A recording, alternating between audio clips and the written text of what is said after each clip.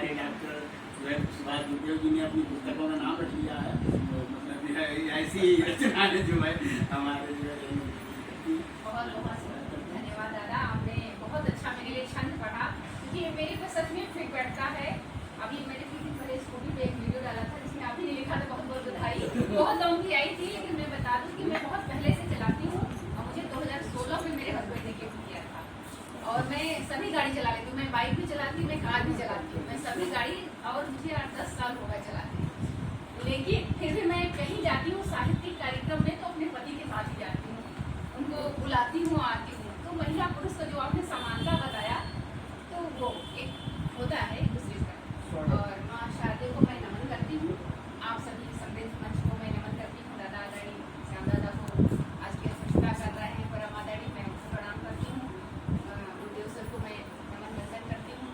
आज के विशिष्ट अतिथि जो इतना सुंदर गोष्ठी का व्यवस्था की आयोजक है, मैं उनको नमन वंदन करती हूँ। और आप सभी की उपस्थिति को नमन वंदन करती हूँ। दादा देर से आए हैं तो उनको देर से नमन करती हूँ। देर से एक ही काम चल जाएगा, ढेर का मतलब। तो इसके बाद चुनाव का माहौल चल रहा है, तो मैं चुनाव पे पहले कुछ पढ़ती हूँ, उसके बाद कोई बहुत हास्य पढ़ूंगी, क्योंकि गीत तो सभी लोग पढ़ लेते हैं। तो पहले मैं चुनाव पे, क्योंकि कल ही है चुनाव देना, वोट देना, जिससे कि एक एक मत का प्रयोग करके हम लोग अपने देश हित में योगदान दे सकते हैं अपना। और ये हमारा संवैधानिक अधिकार तो है ही, नैतिक कर्तव्य भी है कि हम लोग वोट का उपयोग करें। तो सबके मत के योग से महके हिंदुस्तान, सबके मत के योग से महके हिंदुस्तान, सोच समझ कर कीजिए आप सभी मतदान। क्या बात, सोच समझ कर कीजिए। और दूसरा दोहा देखिए, प्रत्याशी शिक्षित रहे तभी दीजिए वोट, प्रत्याशी शिक्षित रहे तभी दीजिए वोट, अब मत को कभी न बेचिए बदले मेरे। और दोहा देखिए कि आए दिन कमजोर पर होगा अत्याचार, आए दिन कमजोर पर होगा अत्याचार, अपराधी के हाथ में अगर गई सरकार। वाह वाह वाह वाह, क्या बात। और अंतिम दोहा पढ़ती हूँ कि 100% मतदान हो तब सुधरे हालात, 100% मतदान हो तब सुधरे हालात, कितने पानी कौन है पता चले औकात। एक बार फिर से अपराधी। अच्छा, आए दिन कमजोर पर होगा अत्याचार, आए दिन कमजोर पर होगा अत्याचार, अपराधी के हाथ में अगर गई सरकार, अगर गई।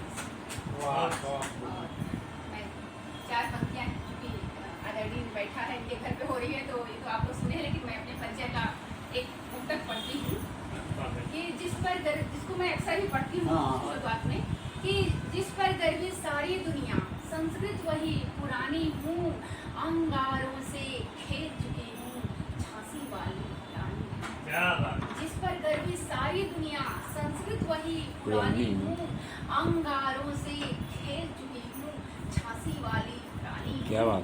भारत माता की गोदी में गंगा बनकर बहती हूँ, भारत माता की गोदी में गंगा बनकर बहती हूँ, सत्य हिंसा में जीवन है बेटी हिंदुस्तान। क्या बात, बहुत बढ़िया।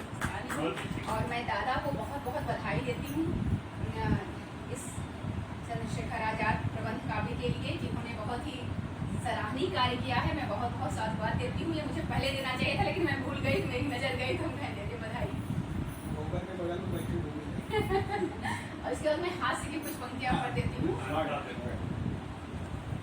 ये देखिएगा, मैं हास्य भी सब लीजिएगा, बस मैं सीधे सीधे पंक्तियां पढ़ती हूँ कि कभी हास्य के कोई लिखते हैं तो अपने पत्नी के लेकर के अंदर में लिखते हैं, तो मैं पति को अंदर में लिखकर सीधे सीधे पंक्तियां लिख करती हूँ कि जाने जा दिल है नाजुक इसे ना दुखाओ, जाने जा दिल है नाजुक इसे ना दुखाओ, मैं रूठी हूँ तुमसे मुझे तुम मनाओ, प्रेम प्रेम सच्चा अगर तुम मुझे करते हो, प्रेम सच्चा अगर तुम मुझे करते हो, तो 1,00,000 2 लाख की याद 100 तुम कराओ।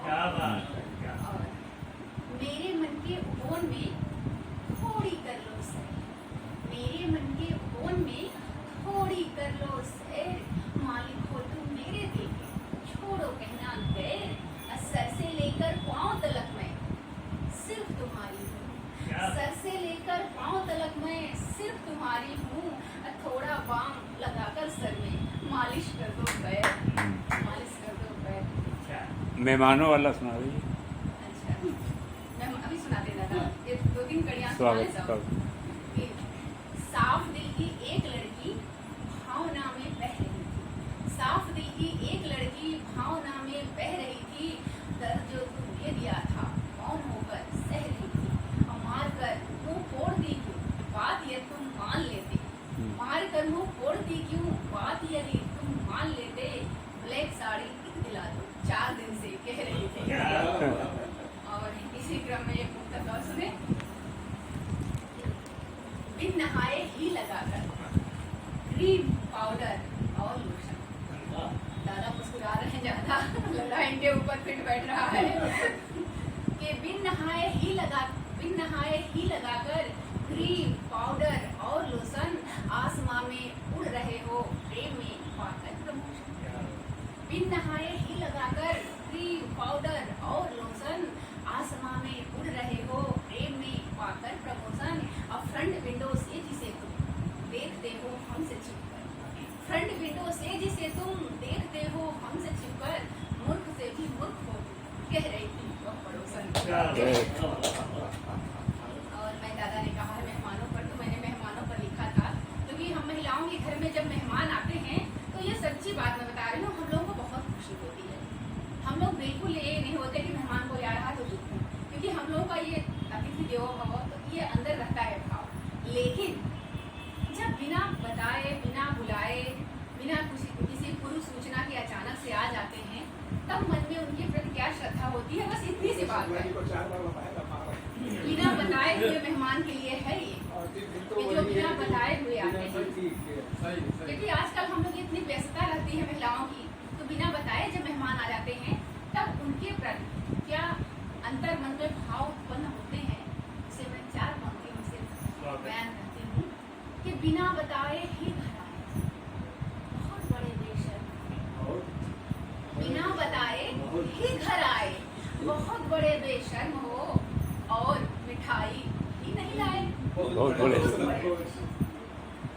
बिना बताए ही घर आए बहुत बड़े बेशर्म हो, और मिठाई ही नहीं लाए बहुत बड़े बेशर्म हो, सारा दिन बर्बाद किए इधर उधर की बातों से, सारा दिन अगर सर बहुत ध्यान दे रहे लग रहा बिना बताए हुए जाते बिना सारा दिन बर्बाद किए तुम इधर उधर की बातों से, अभेजा संग कलेजा खाए बहुत बड़े। और क्या पंक्तियां मैं देती हूँ कि आप ऐसे न देखो मुझे, ये आप सभी के लिए नहीं है, सोचेंगे तो मुझे कोई फर्क नहीं पड़ता ये दोनों बात बता दे रही हूँ कि आप ऐसे न देखो मुझे प्यार से, हक जताओ न मुझ पे जो अधिकार से, आप ऐसे न देखो मुझे प्यार से, हक जताओ न मुझ पे यूं अधिकार से, अब कूद दूंगी मैं अदरक सरकार, मुक्त हो जाओगे इस संसार से। मैं बहुत ही सुंदर संचालन कर रहे हैं आज इस कार्यक्रम के शानदार कार्यक्रम